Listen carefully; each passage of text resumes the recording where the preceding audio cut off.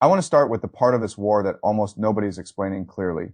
The Middle East is not moving toward one decision anymore. It is moving toward three decisions at the same time. One decision is being forced on Iran. One decision is being forced on Lebanon. One decision is being forced on Israel. And the danger is that none of those decisions can be solved cleanly without making the other two worse. That is why this moment matters. People are talking about a new Iranian proposal as if it is just another diplomatic note passed through another mediator in another exhaustive round of negotiations. But that is not what it really is. Iran is reportedly saying it will reopen the Strait of Hormuz if the United States lifts the blockade on Iranian ports, while both sides leave the nuclear question for later. That sounds small. It is not small. It means Iran is trying to split the war into two pieces, the economic war, now the nuclear war later. And the fact that Tehran is even trying to separate those two things tells you something important. Iran is not acting like a country that has infinite time. It is acting like a country that still wants leverage, still wants dignity, still wants to avoid surrender, but also understands that the current pressure is starting to bite in places that cannot be hidden forever. That is the first battlefield. Not the Strait of Hormuz, not the ports, not even the blockade. The first battlefield is whether Iran can turn a military crisis back into a bargaining crisis before the economic clock destroys too much of its own position. Look at the sequence. Iran's foreign minister arrived in Islamabad. He refused to meet the American side. His argument was simple. As long as the United States keeps the blockade running, negotiations are not real negotiations. They are a room where one side is being choked while the other side asks for concessions. So Iran walked away from the meeting before the meeting truly began. Then Trump canceled the American delegation's trip and said, in effect, we have all the cards that phrase matters. Because if America truly believed this was still a normal war, the phrase would be about bombs, aircraft, ships, and strikes. But the war has changed. Washington is no longer relying only on daily attacks to force Iran's hand. It has shifted from military pressure to economic strangulation. Operation Epic Fury has become something closer to economic fury. That is not a slogan. That is the new structure of the war. The blockade is estimated to be draining Iran of hundreds of millions of dollars a day. Oil exports have slowed sharply. Imports are blocked. Storage is filling. Analysts are already talking about a countdown before Iran has to start shutting wells. That is the kind of pressure that does not explode like a missile. It compounds like debt. Every day the blockade holds, the pain moves from the docks to the budget, from the budget to the currency, from the currency to food prices, salaries, public order, and the regime. S ability to keep its own security machine paid. That is why Iran's offer is so revealing. It is not peace. It is triage. Iran is saying, let us reopen the artery first and argue about the tumor later. But Washington has its own problem.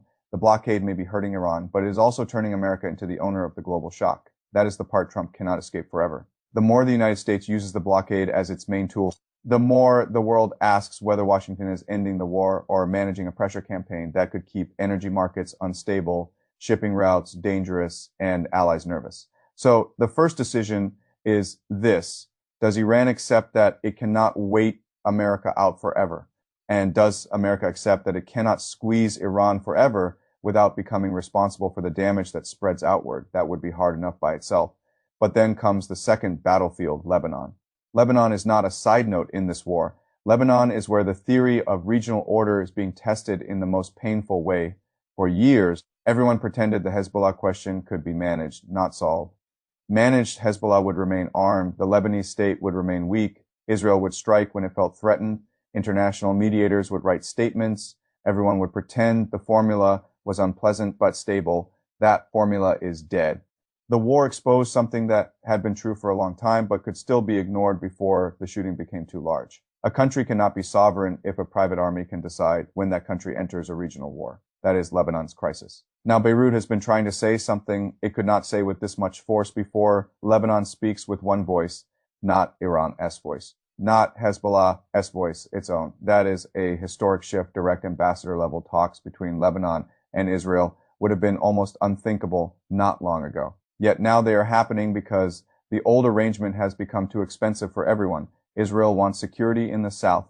Lebanon wants Israeli withdrawal. The Lebanese government wants to reclaim sovereignty. Hezbollah wants to survive as an armed force north of the Litani, and the civilians want to go home. That is the trap. Every party wants something that sounds reasonable when said alone. Put them together, and the map becomes impossible. Israel says it cannot withdraw unless Hezbollah is genuinely disarmed and kept away from the border. Lebanon says it cannot sell any deal domestically if it looks like the state is surrendering land or accepting permanent Israeli control. Hezbollah says phase one in the south may have been one thing. But disarmament north of the Litani is another matter entirely. And if the Lebanese army tries to force that issue, the result may not be sovereignty. It may be civil war. That is why Lebanon's battlefield is not just military, it is existential. Can Lebanon become a real state again without tearing itself apart in the process? That question may be more dangerous than people outside the region realize because the cost is no longer theoretical. Southern villages have been emptied, bridges have been destroyed, more than 1 million people have been displaced, families that fled north cannot simply return because the return itself has become part of a security negotiation. Think about that. Home has become a bargaining chip. A village is no longer just a village. It is a test of whether Hezbollah is gone, whether the Lebanese army is trusted, whether Israel is satisfied, whether Beirut can enforce its own decisions, and whether the border will become quiet or remain a permanent wound.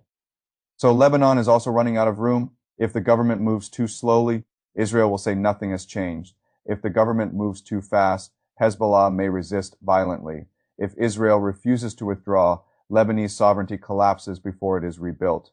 If Israel withdraws without guarantees, Israelis will say the 7th of October taught them never to trust paper promises again. There is no easy exit, only bad exits and worse exits. And then comes a third battlefield.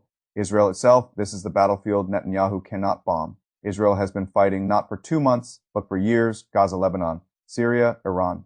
The West Bank reservists, families, soldiers, voters, religious factions, opposition leaders, coalition partners, all of them have been pulled into the same long emergency. At the beginning, Netanyahu promised to change the face of the Middle East.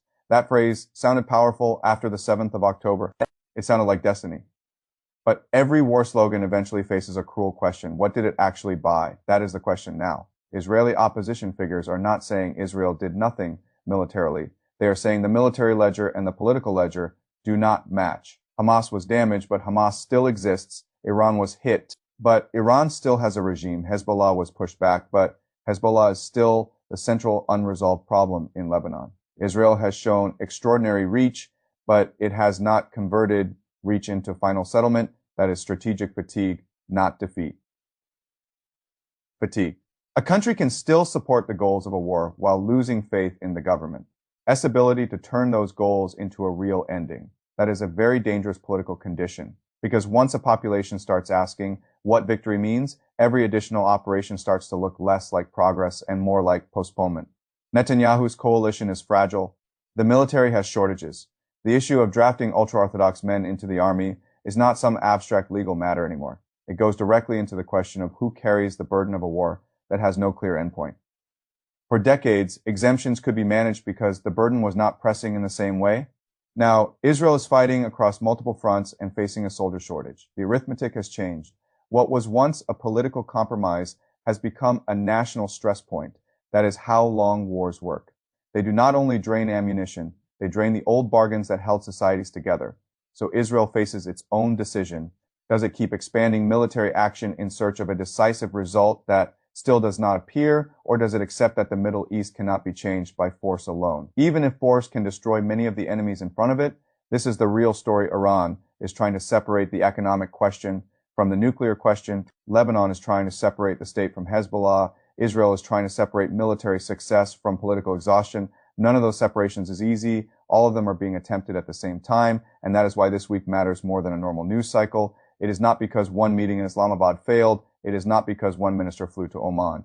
It is not because one opposition alliance formed in Israel. It is because every major actor is now trying to cut one impossible problem into smaller pieces before the whole structure collapses under its own weight. Iran wants to say, reopen Hormuz now, discuss enrichment later. America wants to say, keep the blockade now, let pressure create the better deal later. Lebanon wants to say, give us sovereignty. Now, let us handle Hezbollah in stages. Israel wants to say, give us security now, and we will decide when enough has been done. But the danger with every one of those formulas is the same. Later may never arrive. The nuclear issue cannot be postponed forever. The Hezbollah issue cannot be half solved forever. The Israeli war cannot be extended forever. The blockade cannot stay cost-free forever. And civilians cannot live forever inside someone else. A strategic timetable. That is what makes this moment so unstable. Not because everyone wants escalation. Most of them probably do not. But because everyone wants an exit that protects their own dignity and preserves their own leverage. And those exits do not line up. Iran cannot look like it surrendered. America cannot look like the blockade failed. Lebanon cannot look like it accepted occupation. Israel cannot look like it fought for years and got only another temporary pause. That is the core problem, not missiles, not ports, not speeches. Every side is trying to find a path that lets it stop without admitting the original theory was incomplete. Iran's theory was that it could endure and outwait. America's theory was that pressure would force flexibility. Lebanon's theory was that the state could slowly reclaim sovereignty without civil breakdown. Israel's theory was that sustained military campaigns could transform the region into something safer. All four theories are now being tested by time, money, exhaustion, and public patience. And the test is becoming harsher if Washington accepts Iran's proposal. It may get Hormuz reopened, but leave the nuclear issue unresolved. If Washington rejects it, it may prove toughness, but risk prolonging the economic shock. If Lebanon cuts a deal with Israel, it may regain diplomatic relevance, but trigger Hezbollah as resistance. If it refuses a deal, the South remains broken and displaced. If Netanyahu keeps fighting, he may preserve the language of strength, but deepen strategic fatigue if he stops. His opponents will ask why so much was destroyed without a final settlement. That is why the phrase, everyone is running out of time, is not just a headline, it is the structure. Iran is running out of economic breathing room. Washington is running out of clean, coercive options. Lebanon is running out of political space between sovereignty and civil conflict. Israel is running out of patience for a war whose achievements are real, but whose ending remains invisible. And the civilians, as always, are running out fastest because for governments, time is a strategy. For ordinary people, time is rent, food, fuel, school, medicine, home. A blockade is not just a policy once it reaches the kitchen table. A ceasefire is not just a line in a document once it decides whether a family can cross a destroyed bridge. A war slogan is not just a slogan once the same reservist is called up again and again and again. The Middle East may be close to a diplomatic opening, but it may also be close to something darker, because sometimes negotiations do not begin when leaders become wise. They begin when every side discovers that its favorite strategy has reached the edge of usefulness. That is where we are. Now, Iran has not collapsed. America has not forced a final answer. Lebanon has not restored sovereignty. Israel has not changed the Middle East into something stable. Everyone has damaged someone else. No one has secured the ending. And that is the most dangerous kind of war, not a war where nobody wants peace, a war where everybody wants peace, only on terms the others cannot accept. So watch the next proposal carefully. Watch what Washington says about the blockade. Watch what Iran says about enrichment. Watch what Lebanon does north of the Litani. Watch whether Israel's public still believes the next operation will finally produce the thing the last operation did not. Because the real question now is not who can keep fighting. Many of them can keep fighting. The real question is who can stop without breaking the story they have been telling their own people. That is where wars usually become most dangerous. At the moment when the battlefield is no longer asking who has power, it is asking who can survive the truth.